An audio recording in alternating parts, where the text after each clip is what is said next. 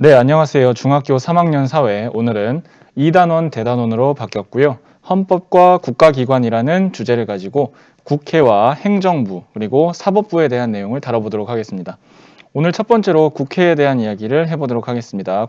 법을 만드는 국회의원들이 있는 곳이죠. 자, 먼저 국회란 어떤 곳인가 한번 살펴볼 텐데요. 국회는 어떻게 등장하게 되었을까요?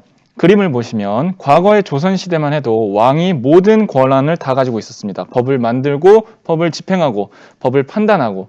근데 현대 민주주의 국가에서는 이렇게 혼자 다 독재를 하지 못하도록 세 가지로 권력기관을 분산시켜 놓은 제도를 운영하고 있습니다.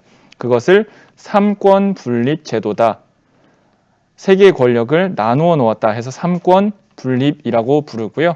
그 과정에서 법을 만드는 국회가 있고, 그리고 법을 집행하는 정부, 행정부, 그리고 법을 판단하는 법원으로 세 가지 권력기관이 쪼개진 겁니다. 우리가 이 대단원, 2단원에서 이 세 가지를 각각 살펴볼 건데, 오늘은 그 첫 번째로 국회에 대한 이야기를 한다는 것입니다.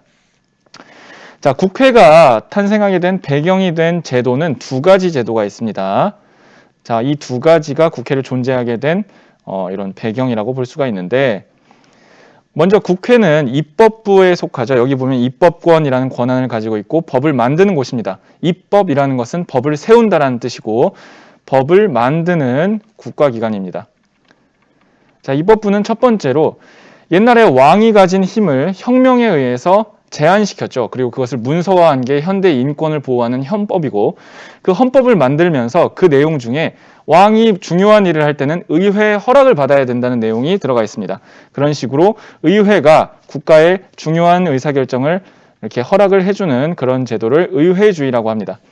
자, 우리나라에서는 국회라고 부르는데 이게 나라마다 의회를 부르는 이름이 다른 겁니다. 그래서 우리나라에서의 의회는 국회라고 부른다.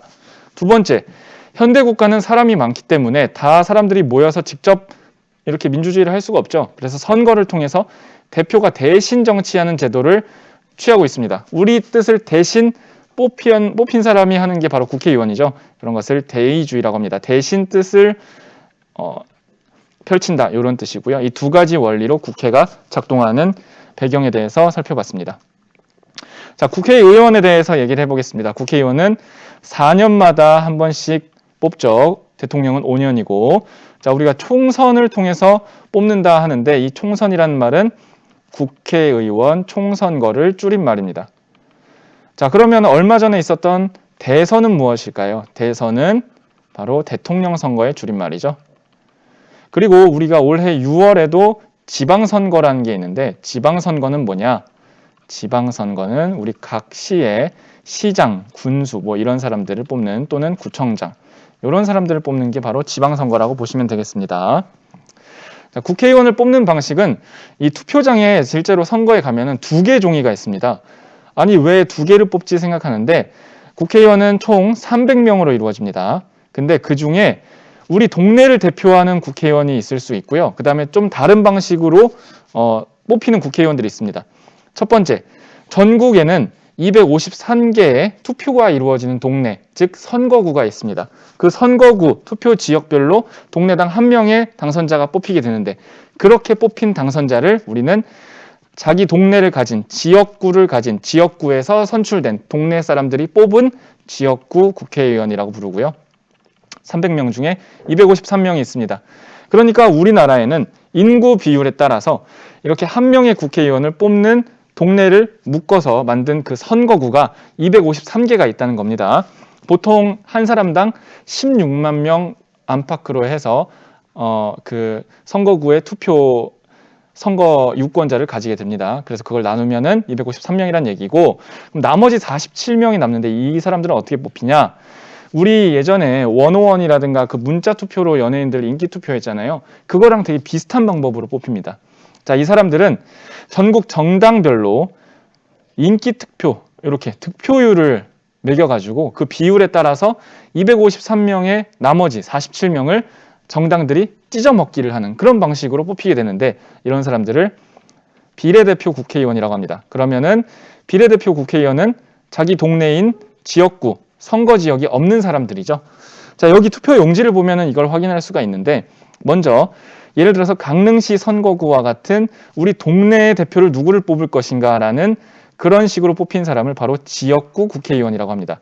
이 첫 번째 투표용지에서는 예를 들어서 전주호라는 사람을 뽑겠다. 그러면은 이렇게 직접 후보에다가 투표를 하는 방식으로 지역구 국회의원을 우리 동네에서 1명, 전국의 253개 동네에서 253명을 뽑고, 그리고 이 비례대표라는 것은 정당별로 내가 어떤 정당을 지지하냐를 이렇게 뽑습니다.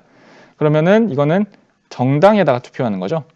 그러면 정당의 지지율, 즉 인기 투표 비율이 쭉 순위를 매기면 쭉 나오겠죠. 그 비율 30%면은 47석의 30%. 만약에 50%면은 47석의 50%인 23석이나 4석 정도를 가져가게 되는 겁니다. 그런 식으로 해서 이렇게 정당별 득표율에 따라서 나머지 47석을 배분하는 방식이 비례대표 국회의원이라고 보시면 되겠습니다. 자, 다음으로 국회 조직에 대해서 살펴볼 텐데 이것은 이제 뉴스나 이런 데 많이 나오는 그런 거기 때문에 한 번씩 보시면 좋을 것 같아요. 먼저 국회 총대장이라고 할 수 있는 국회 전체 대표로 국회의원들 전체의 2분의 1 이상의 득표로 선출되며 국가의전서열이라는 것에서 대통령 다음으로 두 번째로 중요한 인물, 바로 국회의장입니다. 국회의장은 여기 밑에 그림에 표시해 보면 국회 전체 대표라고 할 수가 있습니다. 되게 중요한 사람이고요. 그 다음 두 번째는 우리 뉴스에 보면 당대표라는 사람들이 있어요. 당대표는 이렇게 정당의 구성원들을 좀 보면은 이해가 쉬운데 각 정당의 총대표예요. 정당의 대표. 학교로 치면 교장 선생님 정도. 자, 정당은 우리가 뉴스에 나오는 국회의원들만 있는 거라고 생각하기 쉬운데 국회의원들뿐만 아니라 정당의 사무직원들, 정당 직원들 일반 사무직원도 있고요. 그 다음에 여기에 정당에다가 지지하는 사람들이 후원금을 보내면 당원 자격을 얻게 됩니다. 회원 같은 거라고 생각하면 돼요. 당원, 이렇게 국회의원이나 사무직원들, 당원으로 다 합쳐진 게 바로 정당인데 이 정당의 총 모든 거의 대표가 바로 당대표라고 할 수가 있겠습니다. 당대표는 이 당원들, 회비를 낸 당원들, 당비를 낸 당원들의 투표로 뽑아지는데 큰 정당 같은 경우는 전국에 몇십만 명의 당원들이 있기 때문에 큰 선거를 통해서 전당대회라고 하는 큰 선거를 통해서 당대표를 뽑게 됩니다. 자, 그리고 그림에 보면 A당의 정당대표는 이 사람이고 그 다음에 여기도 당대표가 있겠죠. 그리고 여기도 당대표가 있습니다. 지금 이 네모 안과 밖의 차이는 좀 이따가 얘기를 해볼게요. 여기서 국회의원들은 별표, 일반 사무직원은 네모, 그 다음에 당비를 낸 당원은 세모로 표시를 해봤습니다. 이 숫자는 중요한 게 아니라 구분하는 것만 한번 봐보시기 바랍니다. 자, 그리고 원내대표라는 사람들이 있는데 원내대표는 정당에 속해 있는 이 국회의원들만의 반장 역할을 하는 사람입니다. 이렇게. 그러면 이런 식으로 대표를 하는 사람이겠죠. 학교로 치면은 각 반의 반장이나 또는 학생회장 같은 역할을 한다고 보시면 되겠습니다. 학생들만의 대표, 국회의원들만의 대표 이렇게 보시면 됩니다. 그래서 거대한 정당들이 뭔가를 협상을 할 때 몇십 명, 100명이 넘는 국회의원들이 한 번에 다 모이질 못하니까 그들의 반장 역할을 하는 원내대표들이 국회의장이 마련한 자리에 모여서 먼저 협상을 큰 그림에서 하고 그 다음에 협상을 이어가고 이런 식으로 정당 활동이 이루어지는데 그런 역할을 한 사람이 바로 원내대표라는 거죠. 여기 보면은 국회의원들만의 대표로 그런 역할을 한다. 지금 여기 C 정당 같은 경우에는 지금 보면 국회의원이 없죠. 정당 중에도 국회의원을 배출하지 못한 정당이 있어요. 그러니까 선거에서 후보는 냈지만 당선이 아무도 안 된 거죠. 자, 그런 경우에는 국회의원을 배출하지 못했다고 해서 원외 정당이라고 부릅니다. 자, 당연히 원외 정당이니까 국회의원들이 없으니까 이 대표인 원내대표도 이 경우에는 없겠죠. 자, 반면에 A 정당과 B 정당처럼 즉 국회의원을 배출한 정당을 우리는 원내 정당이라고 부릅니다. 국회의원을 배출했기 때문에 이렇게. 자, 그리고 여기 보면은 정당에 가입하지 않은 국회의원도 있어요. 이렇게. 정당에서 뭐 싸워가지고 나갔거나 잠깐 나갔다 또 들어오기도 하고 이런 사람들을 무소속 국회의원, 정당 소속이 없다 해서 무소속 국회의원이라고 부릅니다. 자, 여기까지 하면은 이제 정리가 쭉 됐는데 마지막으로 우리 다음 시간에 배울 법을 만드는 단계에서 중요한 역할을 하는 국회의원들의 모임, 단체가 있습니다. 자, 그것이 바로 상임위원회라는 건데요. 여기 보면은 여러 정당 국회의원들 중에서 전문 분야를 가진 의원들의 조직, 예를 들어서 판사나 검사 출신의 국회의원들도 많아요. 그럼 그 사람들은 법 만드는 거 관련해서 전문 분야야. 법제사법위원회에 들어가는 겁니다. 임기는 2년. 그리고 나는 군인 출신 국회의원이야. 그러면은 국방에 대해서 잘 알겠죠? 그럼 국방을 담당하는 국방위원회가 되는 겁니다. 나는 교육 출신이야. 뭐 이런 식으로 하면은 교육위원회에 들어가고, 이런 식으로 우리가 법을 만들 때, 법을 만드는 거는 되게 중요한 거예요. 그래서 법안을 살펴보고 이거 문제 있지 않나? 이런 걸 전문가들이 확인을 해야 되는데, 국회의원들 중에서 전문가 출신인 사람들이 모여서 만든 동아리 같은 그런 조직을 상임위원회라고 해서, 본회의장에서 투표해서 법을 통과시키기 전 단계로 상임위원회가 이렇게 법안을 심사하는 역할을 합니다. 그래서 여기 보면은 법률을 만드는 과정에서 이거를 심사하는 역할을 한다. 이렇게 적어주시고요.